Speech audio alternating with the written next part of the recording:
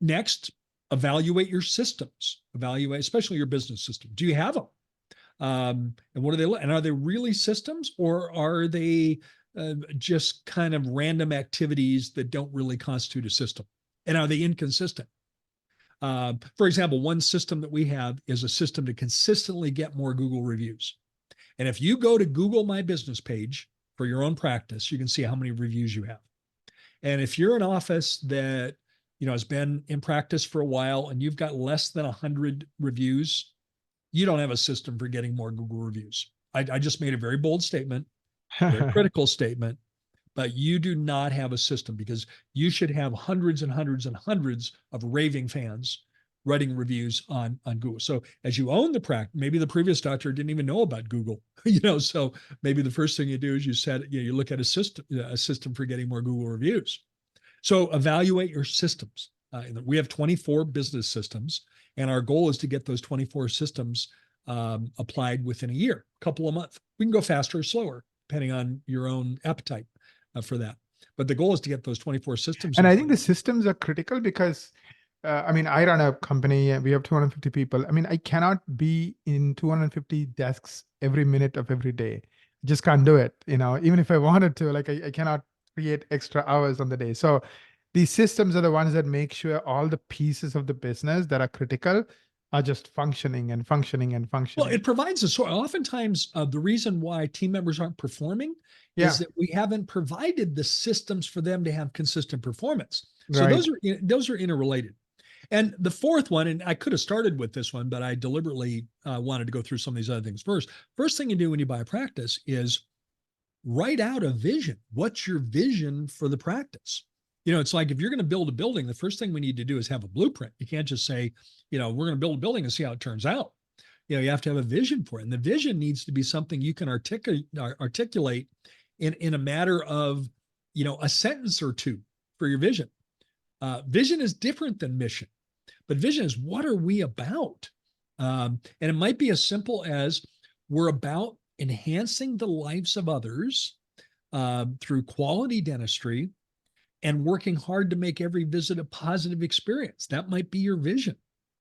What is your vision? Your team can't help you support that if they don't know what that is. So what's your vision? And again, this can apply for someone at any stage of their career, because if that's something that has sort of not been thought about for a while, then we need to lead with that. And we need to lead because what are we about? We're about making a positive difference in the lives of others. And what are we about in that? Yeah, if I can brag on you a little bit, Gary, one of the things that I think your clients love is you literally lay out a plan for them. So you're like, I've studied everything. I know what's going on. I think in the first year, here is what we need to do in the first month. Well, let me get more granular on that. So once you have that develop, you've taken a look at your insurance profile, you've assessed your team members, you've evaluated your systems, you have a written vision. Now imagine you're a new practice owner. The next thing to do is develop a plan to achieve that vision, but we're going to start specifically with the first 12 months. Right. And within the first 12 months, we're going to have quarterly milestones because, 12 months is a long time, but we're going to have quarterly milestones that we work on. What are we going to do in the next 3 months? What are we going to do in 3 to 6 months? What are we going to do in 6 to 9 months? What do we do in 9 to 12 months? What are the tasks? What are the projects? What are the initiatives? And we just literally, it's a reverse engineering project.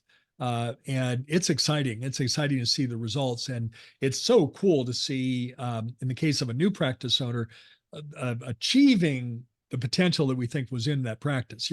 The doctor that buys a sleepy, dopey practice, and all of a sudden, it is, a strong practice. The practice, or, the mid-career doc that is assessing this and takes a practice that's stalled out. Take the example that I used of our client that grew 35%.